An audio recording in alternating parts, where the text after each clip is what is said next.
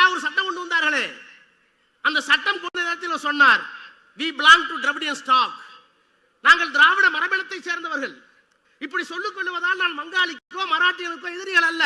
ஆனால் இந்த உலகத்திற்கு வழங்குவதற்கு எங்களிடத்திலே தனித்த வேறுபட்ட தனித்துவம் கொண்ட திடமான கொள்கையில் இருக்கிறது. இந்த உலகத்திற்கு வழங்குவதற்கு இந்தியாவினுடைய அரசியல் சட்டத்தில் சொல்லப்பட்டிருக்கின்ற முகப்புரையில் சொல்லப்பட்டிருக்கின்ற அந்த இறையாண்மை, அந்த சமதர்மம், அந்த மதச்சார்பின்மை, அந்த ஜனநாயகம், இந்த 4 கொள்கைகளையும் காப்பாற்றிய ஒரு மாநில கட்சி திராவிட முன்னேற்ற கழகம் மட்டும்தான் என்பதை என்னால் சொல்ல முடியும். எங்கள் மீது குற்றச்சாட்டு வந்தது. என்ன குற்றச்சாட்டு? மதச்சார்பின்மைக்கு எதிராக இருக்கிறார்கள் என்று. இல்லை, மதச்சார்பின்மையை காப்பாற்றிய இயக்கம் பிஜேபியோடு சேர்ந்து திராவிட முன்னேற்ற கழகம்.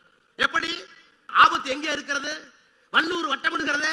400 நாடாளுமன்ற உறுப்பினர்கள், இப்போது 250 நாடாளுமன்ற உறுப்பினர்கள், ஒரே மொழி, ஒரே தேசம், அரசியல் சட்டத்தை தூக்கி எறிவோம் என்று சொல்லுகிற போது நாங்கள் டெல்லிக்கு அவுட் ஆஃப் கண்ட்ரோல் என்று சொல்லக்கூடிய ஒரு மகத்தான தலைவனை இந்திய அரசியல் நாம் பெற்றிருக்கிறோமே. அவருக்குள்ளார் பெரியார், அண்ணா, கலைஞர் நிற்கிறார்கள். தமிழ்நாட்டு மக்கள் ஏற்றுக்கொள்ளுகிற வரை, ஏற்றுக்கொள்ளாத வரை நாங்கள் இந்திய மாட்டோம். ஒரு கடிதம், ஒரே ஒரு கடிதம், அந்த கடிதத்திற்கு கடற்கரையிலே ஒரு பாராட்டு விழா. என்ன பாராட்டு விழா? அண்ணா பேசுகிறார். தம்பி பண்டித நேரு எழுதியிருக்கிறார் கடிதம். We the people of India having solemnly resolved to constitute India into a sovereign, secular, socialistic, democratic, இந்த பண்புகளை காப்பாற்றிய ஒரு மாநில கட்சி திராவிட முன்னேற்ற கழகத்தை தவிர, கலைஞரை தவிர வேறு யார் இருக்கிறார்கள்? இந்திய அரசியலில் திராவிட முன்னேற்ற கழகம் என்கின்ற தலைப்பை எனக்கு தந்திருக்கிறார்கள். ஒரு நீண்ட நெடிய தலைப்பு. சம்பவங்களை கோர்த்து கொண்டே சொன்னால் 1 மணி நேரம் 2 மணி நேரம் போதாது. என்றாலும் கூட பேரறிஞர் அண்ணா அவர்கள் குறிப்பிட்டு சொன்னதை போல புட்டிங் செஞ்சுரிஸ் இன்டு கேப்சூல்ஸ், ஒரு நூற்றாண்டை ஒரு சின்ன சிட்டிகைக்குள் அடக்க முடியும் என்கின்ற அந்த அண்ணாவின் தத்துவத்தை ஏற்று ஒரு 10-20 மணித்துளிகளில் உங்கள் முன்னால் என்னுடைய கருத்துக்களை வைக்க விரும்புகிறேன். இந்திய அரசியலில் திராவிட முன்னேற்ற கழகம், இந்திய அரசியல் என்பது டெல்லி எதை பார்க்கிறது, எப்படி பார்க்கிறது, யாரை எப்படி நடத்துகிறது என்பதிலே முடிகிறது, என்பதிலே தொடங்குகிறது, என்பதிலே நீடிக்கிறது. ஒரு காலகட்டத்தில் டெல்லி கிழக்கை பார்த்த காலம் உண்டு. ஜின்னா அவர்கள் தனிநாடு கேட்ட 1930 முதல் 47 வரை வடக்கு கிழக்கை பார்த்தது.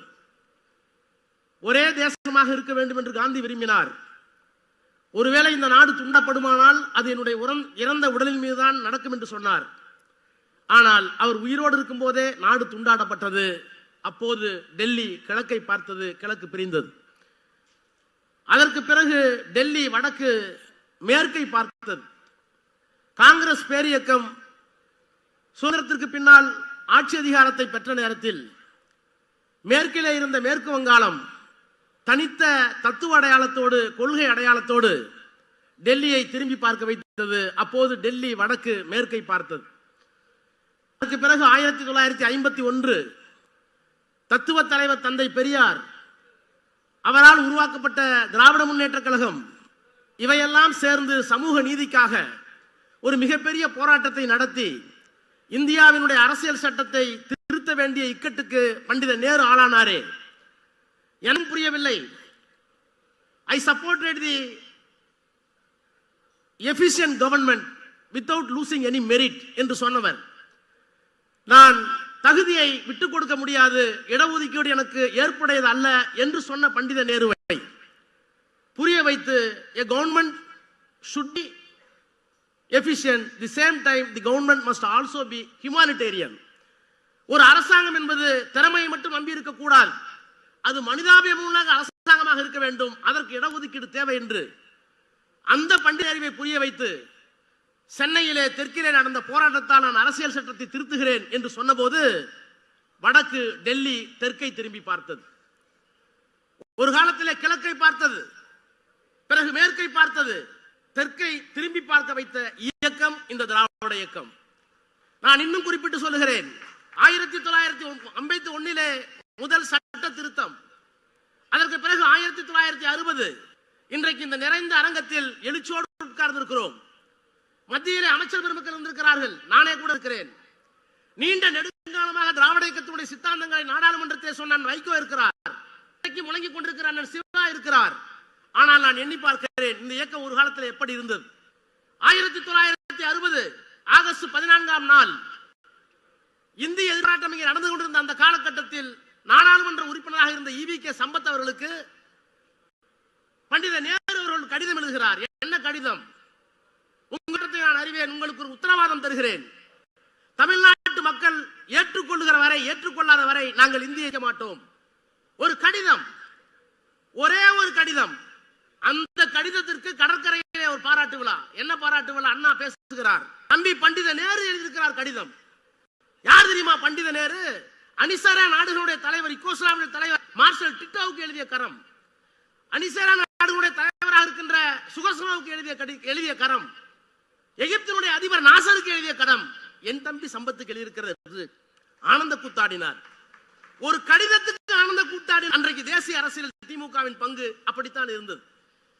1962 திராவிட நாடு பிரிவினை, அதற்காக ஒரு சட்டம் கொண்டு வந்தார்களே. அந்த சட்டம் கொண்ட நேரத்தில் சொன்னார், we belong to Dravidian stock. நாங்கள் திராவிட மரபினத்தை சேர்ந்தவர்கள்.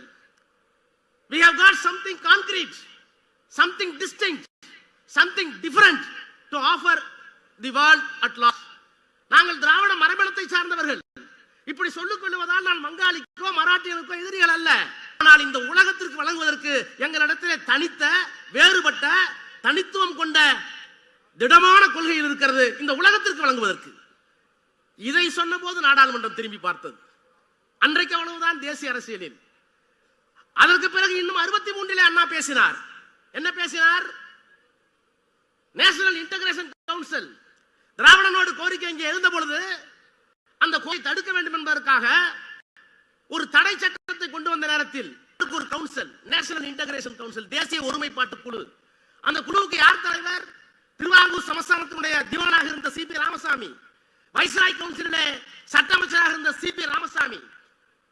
அவரை போட்டார்கள். நாடாளுமன்றத்திலே கேட்டார், எங்களை பிரிவினைவாதி என்று சொல்லுகிறீர்களே. அண்ணா பேசினார், எங்களை பிரிவினைவாதி என்று சொல்லுகிறீர்களே, நாங்கள் உரிமை கேட்டால் எங்களை துண்டாடுகிறான் சொல்லுகிறீர்களே, நீங்கள் தேசிய ஒருமைப்பாட்டுக்கு ஒரு ஆணை போட்டிருக்கிறீர்களே சி.பி. ராமசாமி. அவர் யார் தெரியுமா?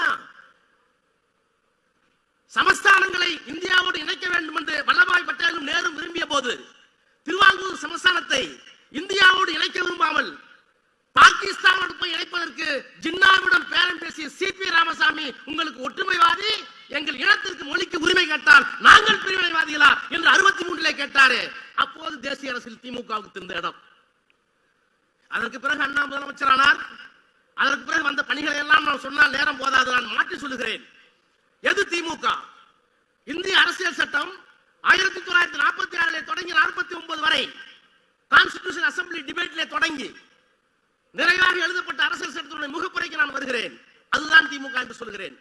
We the people of India having solemnly resolved to constitute India into a sovereign, secular, socialistic, democratic republic. இது ஒரு இறையாண்மை உள்ள நாடு, இது ஒரு சமதர்ம குடியரசு, இது ஒரு மதச்சார்பற்ற நாடு, இது ஒரு ஜனநாயக நாடு.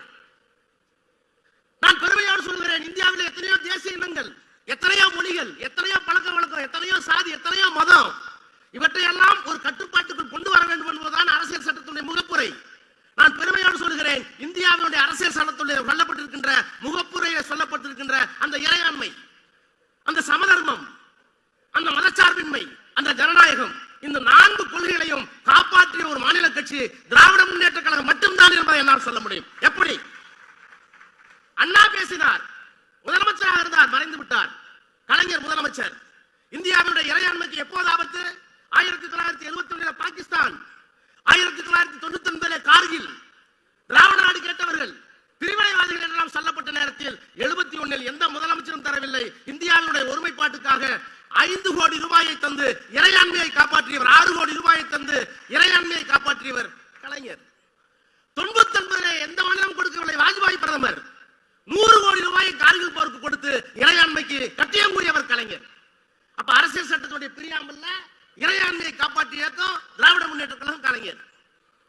மதச்சார்பின்மைக்கு வாருங்கள். இங்கே ஆசிரியர் இருக்கிறார், விடுதலை ஆசிரியர் வீரமணி இருக்கிறார். ஒரு காலகட்டத்தில் திராவிட முன்னேற்ற கழகத்தினுடைய ஒவ்வாமை இருந்தது. என்ன ஒவ்வாமை? பிஜேபியோட கூட்டணி. செய்யத்தக்க அல்ல செய்யும் அல்ல கெடும், செய்யத்தக்க அல்லாம யாரும் கெடுமாம். செய்ய வேண்டியதை செய்யலனாலும் தப்பா போடும். செய்ய வேண்டியதை செய்யாம விட்டுரும். எங்கள் மீது குற்றச்சாட்டு வந்தது. என்ன குற்றச்சாட்டு? மதசார்பின்மைக்கு எதிராக இருக்கிறார்கள் என்று. இல்லை, மதச்சார்பின்மையை காப்பாற்றிய இயக்கம் பிஜேபியோடு சேர்ந்து திராவிட முன்னேற்ற கழகம். எப்படி? திராவிட முன்னேற்ற கழகம் வாஜ்பாயோடு பிஜேபியோடு கூட்டணி வைத்த போது குறைந்தபட்ட செயல் திட்டம் ஒன்று, காஷ்மீருக்கு வழங்கப்பட்டிருக்கிற 370 அதிகாரத்தை எடுக்கக்கூடாது. 2, மசூதி இருந்த இடத்தில் ராமர் கோயில் கட்டக்கூடாது. 3, இஸ்லாமியர்களுக்கு இருக்கிற பொது சட்டம், அவர்களை வஞ்சிக்கின்ற பொது சட்டத்தை காமன் சிவில் கோட் கொண்டு வரக்கூடாது. மதச்சார்பின்மை கொள்கையை வெளியிலே இருந்து காப்பாற்றுவது வேறு. ஆனால் வாஜ்பாயோடு கூட்டணி வைத்து அவர்கள் கையை கட்டி போட்டு இந்த 3ஐயும் செய்யாமல் காப்பாற்றிய இயக்கம் இந்திய அரசியலில் திமுகவும் தலைவர் கலைஞரும். அப்ப இறையாண்மை, மதச்சார்பின்மை, சோசியலிஸ்ட் வருகிறேன், சமதர்மம். மொரார்ஜி தேசாய் நிதித்துறை அமைச்சர், இந்திரா காந்தி பிரதமர் வங்கிகளை தேசியமயமாக்க வேண்டும். முதலாளிகளுக்கு மட்டுமே, பஸ் முதலாளிகளுக்கு மட்டுமே, மிராஸ்தார்களுக்கு மட்டுமே, மிட்டாக்களுக்கு மட்டுமே பயன்பட்ட வங்கிகளை தாழ்த்தப்பட்டவனுக்கும் பிற்படுத்தப்பட்டவங்க ஏழைக்கும் கொண்டு வர வேண்டும் என்பதற்காக அந்த சட்டத்தை நாடாளுமன்றத்தில் கொண்டு வர முயற்பட்ட போது மொரார்ஜி தேசாய் ஒத்துக்கல. ஆனால் அன்றைக்கு இங்கிருந்து ஒரு குரல், கலைஞரின் குரல் கூட்டணியிலே இருந்தார். இந்திரா காந்தி அம்மையார் அவர்களே, சமதர்மம் ஓங்க வேண்டும், அதுதான் எங்களுடைய கொள்கை, எங்களுடைய நாடாளுமன்ற உறுப்பினர்கள் உங்களுக்கு ஆதரவாக இருப்பார்கள், அந்த சட்டத்தை கொண்டு வாருங்கள் என்று சொல்லி அன்றைக்கு சமதர்மத்தை காப்பாற்றிய இந்த இயக்கம் இந்திய அரசியலில் திமுக. அப்ப இறையாண்மை, மதச்சார்பின்மை, சமதர்மம், ஜனநாயகம். எப்போது ஜனநாயகத்திற்கு ஆபத்து வந்தது? மிசா வந்த போது ஆபத்து வந்தது. யார் இந்த முதலமைச்சர்? நான் இன்னொரு மேடையிலே சொன்னேன், அந்த 25 வயதில் 23 வயதில் காயங்களோடு திருமணமான ஒரு புதிய மணமகன் இல்லத்தினுடைய சுகத்தை எல்லாம் துவக்க வேண்டிய அந்த வயதில் சிறையை, சிலுவையை ஏற்றுக்கொண்டாரே.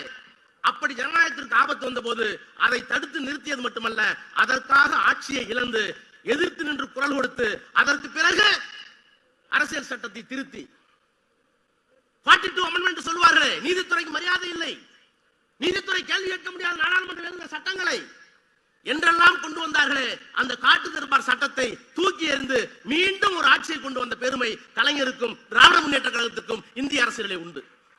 நான் இப்போது சொல்கிறேன், we the people of India having solemnly resolved to constitute India into a sovereign, secular, socialistic, democratic, இந்த பண்புகளை காப்பாற்றிய ஒரு மாநில கட்சி திராவிட முன்னேற்ற கழகத்தை தவிர, கலைஞரை தவிர வேறு யார் இருக்கிறார்கள்? அவ்வளவு பெருமைக்கும்.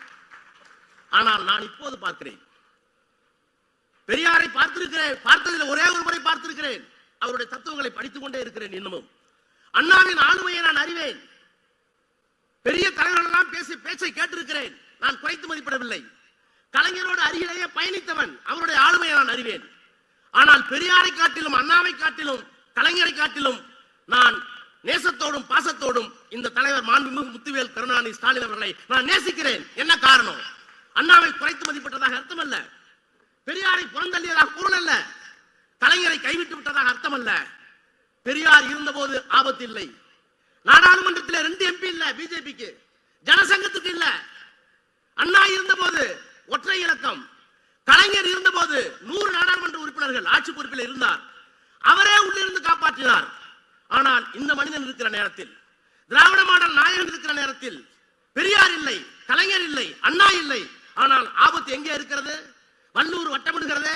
400 நாடாளுமன்ற உறுப்பினர்கள், இப்போது 250 நாடாளுமன்ற உறுப்பினர்கள், ஒரே மொழி, ஒரே தேசம், அரசியல் சட்டத்தை தூக்கி எறிவோம் என்று சொல்லுகிற போது நாங்கள் டெல்லிக்கு அவுட் ஆஃப் கண்ட்ரோல் என்று சொல்லக்கூடிய ஒரு மகத்தான தலைவனை இந்திய அரசியல் நாம் பெற்றிருக்கிறோமே. அவருக்குள்ளார் பெரியார், அண்ணா, கலைஞர் நிற்கிறார்கள். டீலிமிட்டேஷன். நான் மீண்டும் சொல்லுகிறேன், democratic country, socialist country, secular country, republic democratic. இந்த ரிபப்ளிக் வார்த்தை யாருமே கை வைக்கல.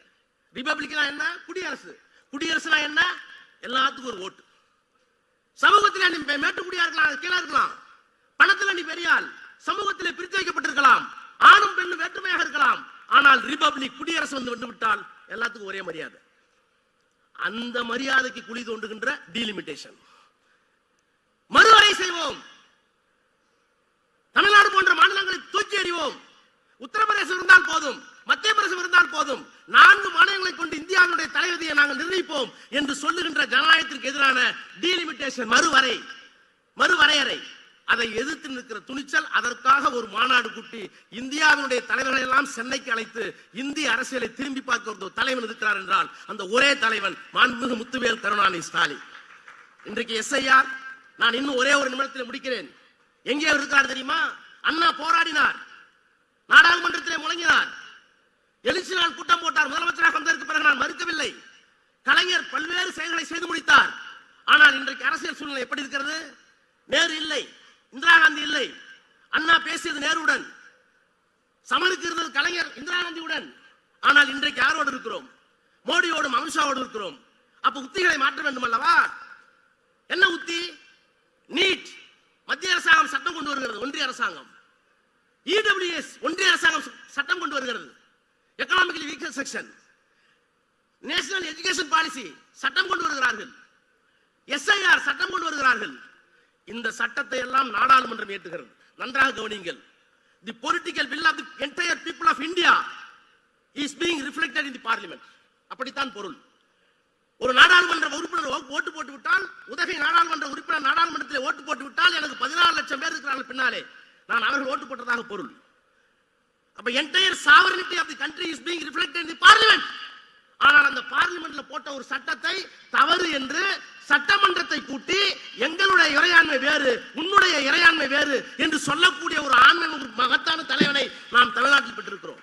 அதுதான் இந்திய அரசியலில் அவருக்கு இருக்கிற இடம். இப்ப அவர் என்ன சொல்கிறார்கள்? ஏன் பிரிந்து போகிறீர்கள் என்று சொல்கிறார்கள், பிரிக்கப்பார்கள் என்று சொல்கிறார்கள். நாங்கள் பிரிக்கவில்லை. எங்களை பிரித்து விடுவதற்கு நீங்கள் எல்லா முயற்சியும் செய்தால் அதை எதிர்கொள்கின்ற ஆற்றல் மிக்க ஒரு இயக்கமாக இந்தியாவில் வேறு எந்த இயக்கமும் இல்லை. இந்த இயக்கம் இருக்கிறது. என்ன காரணம் என்றால் எல்லா இயக்கமும் அரசியல் இயக்கம். இந்த இயக்கம் தான் தத்துவார்த்த இயக்கம். All parties are political parties. The DMK alone is the ideological parties. That is why we are fighting with Modi and Amit Shah. இந்த போராட்டம் தொடரும். இந்த போராட்டம் தொடரும் என்பதற்கு ஒரே ஒரு உதாரணம். நாளைக்கு இந்த இயக்கத்தை வழிநடத்த போகிற தம்பி உதயநிதி ஸ்டாலின் அவர்கள் சனாதனத்திற்கு முன்னால் மண்டியிட மாட்டேன் என்று சொன்னாரே. நான் எல்லோருக்கும் சொல்லுகிறேன், இந்தியா முழுக்க சொல்லுவேன், அவரை தோளிலே தூக்கி சுமக்கிற மகிழ்ச்சி எங்களுக்கு இருக்கிற என்ன காரணம்? அவர் இளைஞரா? அவர் மூத்தவரா? சிறைக்கு சென்றாரா? சிலுவை ஏந்தினாரா? தேவையில்லை.